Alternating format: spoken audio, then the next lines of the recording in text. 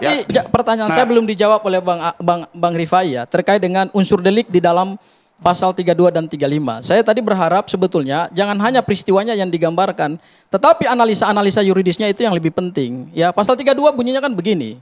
Setiap orang dengan sengaja, tanpa hak atau melawan hukum, mengubah, menambahkan, mentransmisikan, ya, suatu dokumen elektronik milik pribadi atau milik publik. Itu unsur pidananya harus dijelaskan.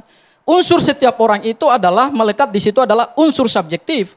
Di dalam ilmu hukum pidana, unsur subjektif itu adalah unsur yang melekat pada diri pelaku tindak pidana. Unsur yang kedua adalah unsur sengaja. Di mana ada kesengajaan untuk melakukan tindak pidana? Di situ nggak ada niat untuk menghina, niat untuk mentransmisikan, untuk mengubah. Dan mereka tidak pernah, mohon maaf, tidak pernah mengubah dokumen elektronik ini. Dokumen elektronik ini yang unggah pertama adalah Dian Sandi. Langsung unsur 32 nggak pernah memotong. Mereka menganalisa. Mereka menganalisa. Dan tidak gini. Dan mereka tidak punya niat. Mereka tidak punya niat. Itu satu kesatuan.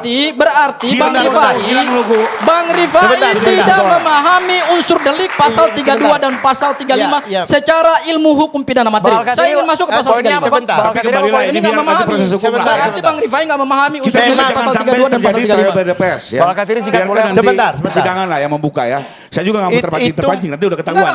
Tidak ada merubah. Karena abang yang melaporkan pasal 32 35. Bang, kalau nggak terbukti nggak mungkin naik abang pasalnya, harusnya Bang. bisa menguraikan unsur-unsur delik pasal kalau tidak dan terbukti. tidak pernah dilakukan analisa yuridis. Dan yang menaikkan penyidik bukan kami. Penyidik tidak pernah melakukan analisa yuridis.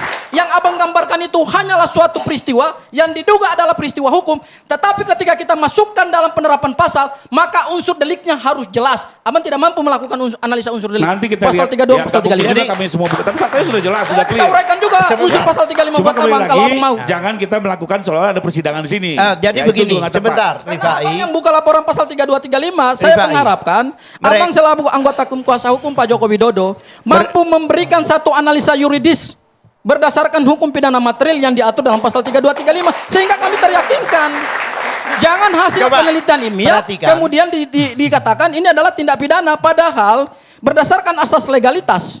Ya, nullum delictum nulla poena sine praevilia legi punali, penerapan pasal itu harus sesuai dengan peristiwa hukum yang diduga adalah peristiwa pidana. Kita tunggu apakah kan nggak masih ada unsur berkutat mensreanya.